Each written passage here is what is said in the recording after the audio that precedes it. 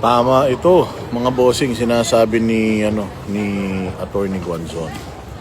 Kung kaya nilang gawin sa mga matataas ang ranggo sa gobyerno, kayang-kaya rin nilang gawin sa inyo. It's just a matter of time bago sila pumunta sa doorsteps ninyo at mangyari sa inyo itong nangyari sa Yusek na ito, kay Yusek Cabral.